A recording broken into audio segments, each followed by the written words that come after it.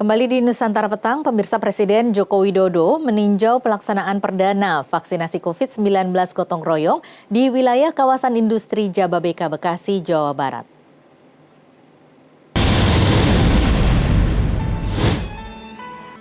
Vaksinasi gotong royong perdana digelar di PT Unilever Indonesia Tbk. Vaksinasi gotong royong ditujukan kepada pekerja yang dibiayai oleh perusahaan. Jokowi meninjau vaksinasi gotong royong dari tahap pertama, yaitu registrasi atau pendaftaran, baru kemudian dilanjutkan dengan tahapan pemeriksaan fisik. Setelah itu, tahap penyuntikan, baru kemudian tahap terakhir yaitu observasi. Jokowi berharap dengan dimulainya vaksinasi gotong royong dapat semakin mempercepat jumlah orang yang dilakukan vaksinasi. Sejak Februari 2021 sudah 17.832 perusahaan yang telah mendaftar ke Kadin guna melakukan vaksinasi gotong royong dengan jumlah peserta mencapai 8,6 juta orang. Pagi hari ini telah dimulai. Saya berada di PT Unilever di Jababeka dan saya melihat ada 18 lokasi perusahaan, pabrik, industri yang juga bersama-sama melaksanakan vaksinasi gotong royong.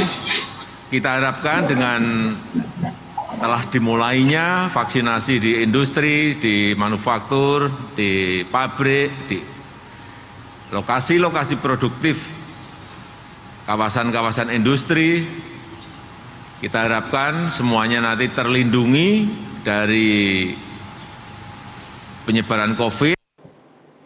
Ya, pemirsa, vaksinasi gotong royong telah diresmikan. Ini dilakukan demi mewujudkan kekebalan kelompok dalam menanggulangi pandemi COVID-19.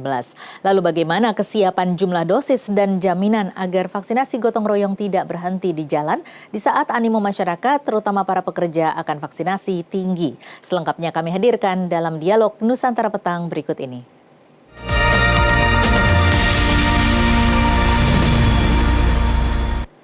Dan pemirsa, saat ini saya sudah bersama dengan Ketua Kadin DKI Jakarta, Ibu Diana Dewi. Selamat sore, Ibu Diana. Selamat sore, Mbak Tasya. Iya, Ibu Diana, saat ini sudah sudah ada beberapa merek vaksin yang sudah termasuk dalam vaksin gotong royong. Mungkin bisa Anda jelaskan vaksin apa saja yang saat ini disediakan untuk vaksinasi gotong royong? Yang saat ini disediakan adalah Sinovac ya, Mbak, mereknya. Dan kemarin kita sudah ketahui bahwa sudah dimulai dan sampai dengan hari ini itu sudah dilakukan terus dan mudah-mudahan ini akan berkelanjutan terus sampai dengan sesuai dengan target dari teman-teman yang sudah mendaftar. Untuk saat ini bagaimana skemanya? Karena kita tahu kalau tadi di tayangan awal kami itu hingga Februari sudah 17 ribuan. Kalau saat ini kan sudah ada hampir 23 ribu perusahaan yang mendaftar dengan jumlah peserta hampir mencapai 10 jutaan ya kalau tidak salah ya Bu ya. Nah ini bagaimana jaminan dari ketersediaan vaksin, kemudian juga skemanya seperti apa? Ya, seperti yang sudah disampaikan Mbak Tasya, tiap hari dari kita membuka pendaftaran, ternyata animonya semakin besar. Jadi terakhir kita juga membuka kembali pendaftaran dan akhirnya sekarang jumlahnya sudah kalau berbicara tenaga kerjanya sudah sampai dengan 10 juta.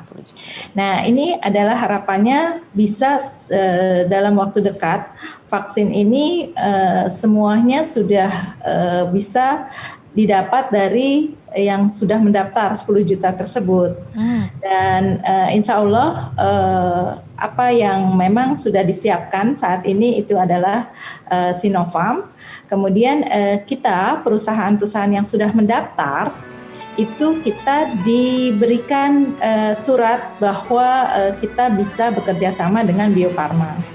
Nah, teknisnya itu sudah diatur oleh Bio Farma dan nilainya untuk pekerja yang harus diberikan sebagai pembayaran vaksin dengan biaya vaskesnya. Jadi dibagi dua. Nah, untuk yang biaya vaksinnya sendiri kita akan kirim ke Bio Farma, dan kemudian untuk yang Vaskes tentunya kita harus bekerja sama dengan rumah sakit. Nah, ini yang membedakan bahwa kemarin-kemarin vaksin di luar vaksin gotong royong, yaitu vaksin reguler, itu bisa menggunakan klinik. Tapi untuk saat ini hanya bisa kita bekerja sama dengan rumah sakit. Jadi perusahaan mana yang sudah mendaftar, kemudian bekerja sama dengan rumah sakit sebagai vaskesnya, kemudian dengan Bio Farma kita sampaikan bahwa perusahaan kita pekerja yang akan divaksin jumlahnya sekian. Nah, ini teknisnya, Mbak. Kalau dari 10 juta pekerja dari hampir 23 ribu perusahaan itu, khusus di DKI Jakarta sendiri ada berapa banyak, Ibu? Persentasenya seperti apa? Kalau untuk DKI Jakarta 60% ya, Mbak ya, dari total yang mendaftar. Dan ini juga dibagi antara perusahaan-perusahaan besar dengan perusahaan-perusahaan UMKM. Seperti kemarin ya beberapa perusahaan besar, walaupun mereka itu di Bekasi letaknya, dalam hal ini di Cikarang, tetapi kantornya kan tetap di Jakarta. Jadi hitungannya itu, Mbak, tadi jumlahnya besar yang di Jakarta. Rentang waktunya seperti apa, Ibu? Nanti akan diberikan atau pendistribusiannya skemanya seperti apa? Sampai berapa lama ini? Kalau untuk vaksin pertama kali, interval waktu untuk vaksin kedua memang 3 minggu untuk Sinovac ya. Kemudian kalau untuk tadi berapa lama sih yang akan dipakai untuk jumlah pekerja yang sebanyak kurang lebih berarti 6 juta yang ada di Jakarta. Nah, ini sesuai dengan kemampuan tiap-tiap perusahaan, karena sekarang di-handle-nya bukan lagi kepada satu komunitas saja, tetapi perusahaan-perusahaan yang jumlah pekerjanya banyak, mereka bisa melakukan sendiri asalkan ada kerjasama dengan rumah sakit yang sudah ditunjuk oleh pemerintah. Itu, Mbak. Ini dalam hal pemberian vaksinnya itu ya, Bu ya, karena kan memang tidak boleh juga sampai mengganggu program vaksinasi nasional sehingga fasilitas kesehatannya harus dilakukan secara swasta. Nah, ini bagaimana dengan standarisasinya ataupun prasyarat yang harus dipenuhi oleh setiap fasilitas kesehatan swasta ini sendiri? Ya, tentunya rumah sakit itu sudah di-assessment dengan Kementerian Kesehatan dan Dinas Kesehatan di mana provinsi-provinsi tersebut. Jadi kalau untuk DKI Jakarta sendiri kurang lebih ada 9 rumah sakit. Dan untuk kliniknya menurut informasi terakhir memang kalau hanya 9 rumah sakit kurang, sehingga rencananya pada hari ini tadi saya tapi belum dapat update-nya itu untuk menambah rumah sakit atau klinik. Cuma persyaratannya adalah mereka tidak boleh melakukan reguler juga, kemudian gotong royong juga. Jadi kalau mereka memang ingin menjadi fasilitator di vaksin gotong royong, tidak boleh di fasilitator vaksin reguler. Itu persyaratannya, Mbak. Dan tentunya semuanya di-assessment oleh kementerian terkait. Baik, tetapi nanti mungkin akan bisa bertambah ya, Bu, karena tentunya untuk memenuhi 6 juta targetnya 6 juta berarti ya, Bu ya? Ya, betul. Nah, untuk memenuhi sampai target 6 juta ini kira-kira sampai kapan akan rampung?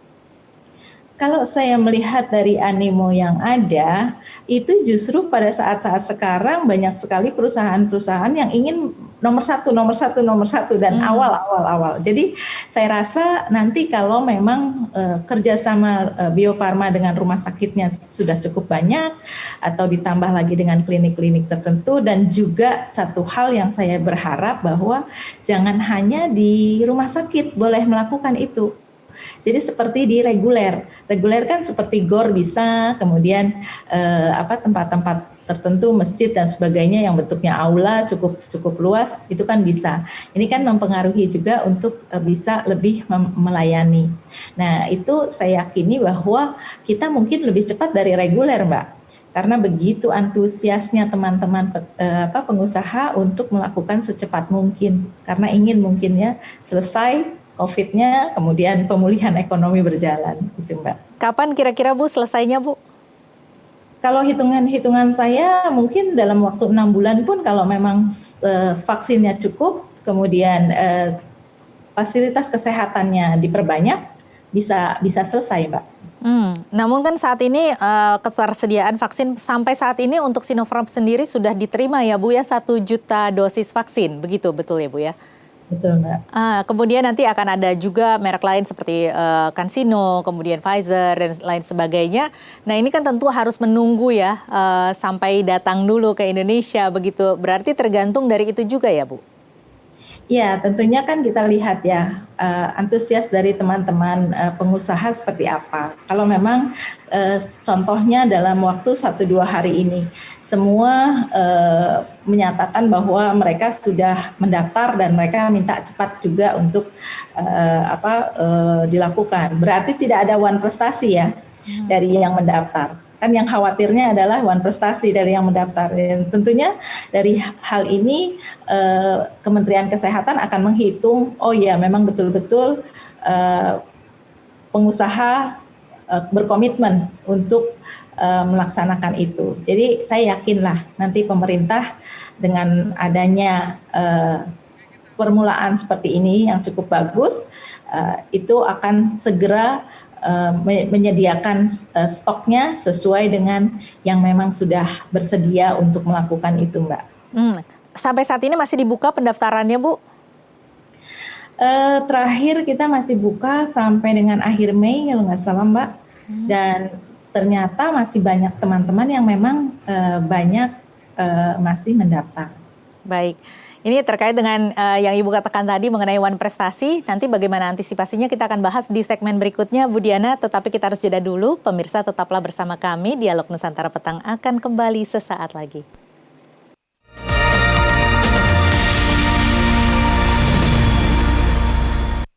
Anda kembali di Dialog Nusantara Petang masih bersama dengan Ibu Diana Dewi, Ketua Kadin DKI Jakarta. Bu Diana, tadi Anda mengatakan bahwa nanti akan juga diantisipasi supaya tidak terjadi one prestasi begitu. Nah ini memang beberapa perusahaan juga kan sudah mendaftar ya Bu. Dan nah ini sifatnya wajib atau sukarela? Sebenarnya bukan juga sukarela. Juga bukan juga wajib. Artinya vaksin gotong royong ini inisiasinya memang dari Kadin. Nah, sebelum ini keluar, tentunya dari kita mengadakan dialog bahwa betul kita membutuhkan hal ini. Kemudian dengan kita sebagai pengusaha membutuhkan ini, baru disampaikan kepada pemerintah.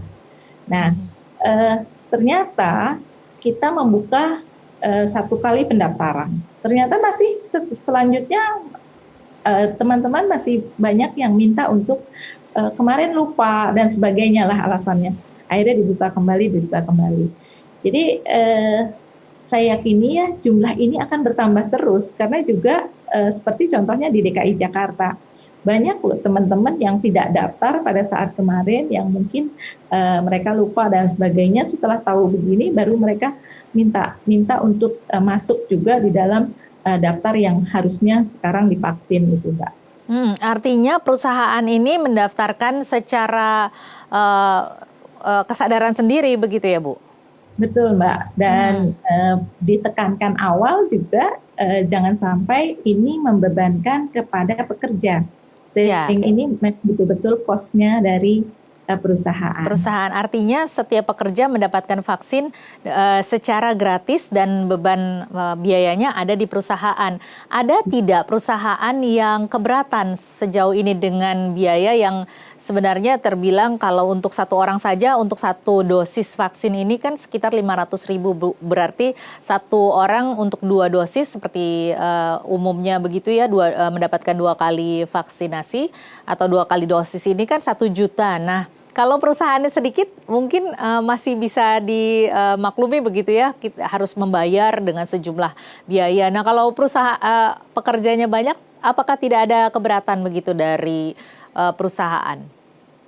Ya, kalau perhitungannya sih sebenarnya teman-teman kenapa banyak juga yang antusias ya Mbak dan mendaftar, itu memang dikarenakan kondisi yang ada, itu sebenarnya dengan adanya pandemi kos perusahaan bertambah. Sehingga hitung-hitungannya kalaupun ini pandemi akan berakhir, berarti tidak ada lagi kos yang kita anggap kemarin itu adalah kos di luar dugaan ya. Karena misalnya contoh kita harus juga membuat pekerja semuanya nyaman, itu kan kita lakukan tes WFH. minimal tes antigen gitu ya. Oke. Nah, itu kan biayanya cukup lumayan. Jadi hitungannya sih sudah masuk ya dengan angka 1 juta misalnya tadi kan 2 vaksin ya untuk 1 kali vaksin. Itu tentunya membuat ya tidak terlalu berat gitu karena baguslah karena insya Allah dengan adanya vaksin sudah seperti ini tidak ada lagi yang harus tes kemudian juga WFH juga kan tentunya akan menghambat produktivitas begitu ya. Jadi artinya pertimbangan untuk keuntungannya akan lebih besar dibandingkan dengan membayar 1 juta per karyawan begitu ya Bu. Betul. Tetapi kalau untuk 1 juta per karyawan saja ini kan kalau saya tidak salah nih tidak hanya karyawannya saja nih Bu, tetapi ada juga keluarga-keluarganya juga ikut juga yang boleh divaksinasi. Seperti kalau ada berarti akan ada kelipatan-kelipatan lagi jumlahnya dari karyawan yang dimiliki oleh satu perusahaan. Nah ini bagaimana jika ada perusahaan yang keberatan? Apakah ada dukungan dari pemerintah?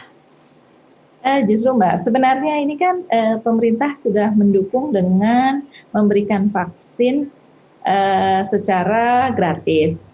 Cuma dari pengusaha mempunyai hitungan lebih bahwa apabila kita melakukan lebih cepat berarti produktivitas kita akan lebih cepat gitu kan. Nah, itu yang membuat inisiasi kenapa kita menamakan vaksin gotong royong. Artinya adalah teman-teman pengusaha ini yang meyakini bahwa kalau diberikan vaksin secara cepat karyawannya, kemudian ditambah lagi bahwa hanya jangan bicara karyawan saja tetapi dengan keluarganya.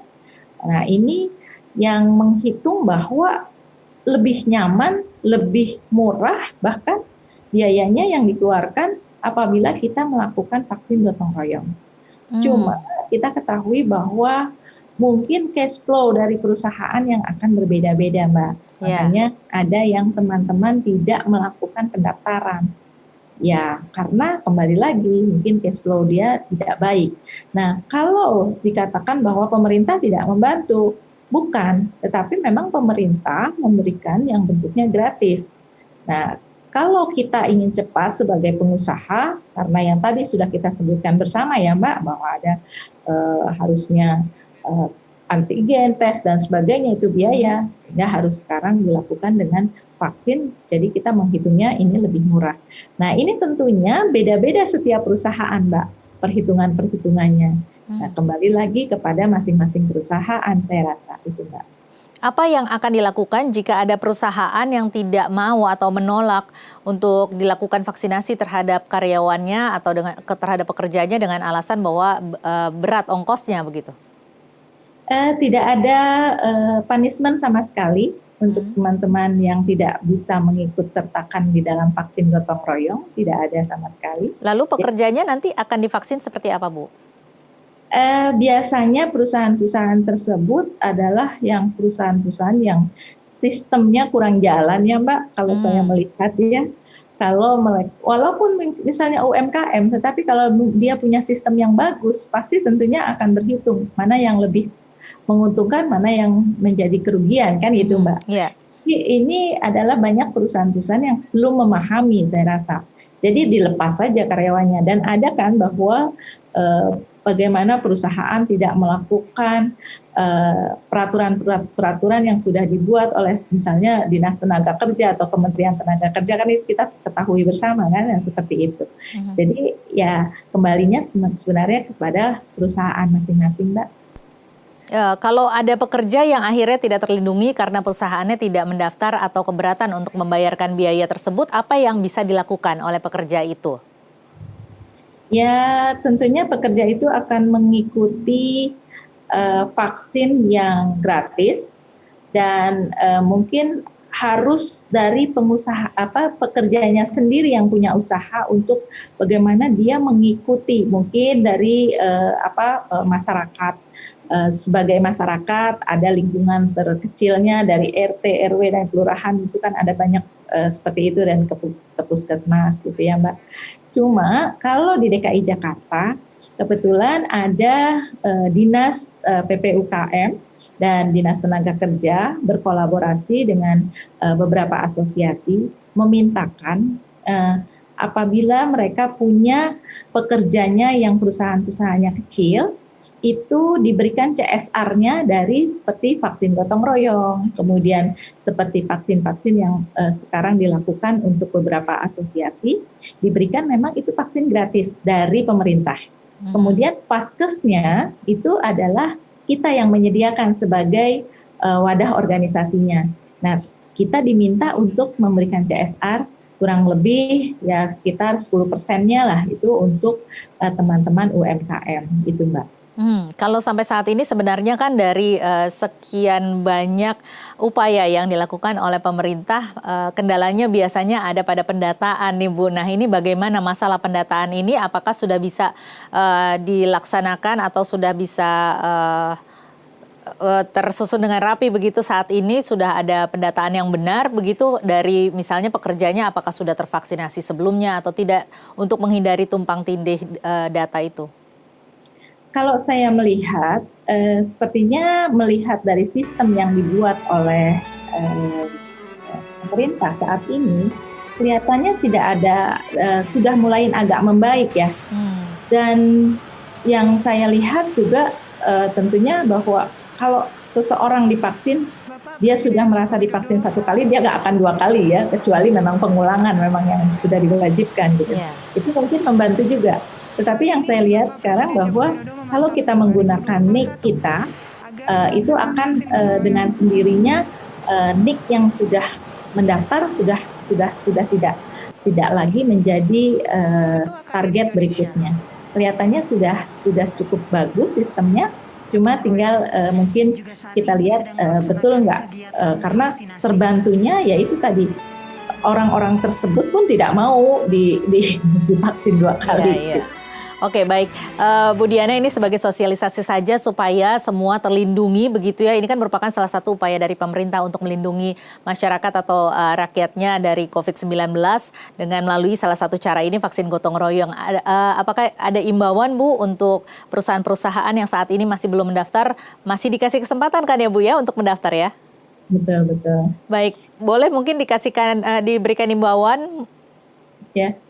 Ya, saya berharap bahwa teman-teman di perusahaan-perusahaan yang mungkin belum mendaftar di Indonesia masih membuka pendaftaran untuk kita bersama-sama melakukan vaksin gotong royong agar secepatnya pemulihan ekonomi terjadi, dan saya juga berharap bahwa apapun yang dikeluarkan merupakan biaya yang nantinya tidak akan dikoreksi fiskal.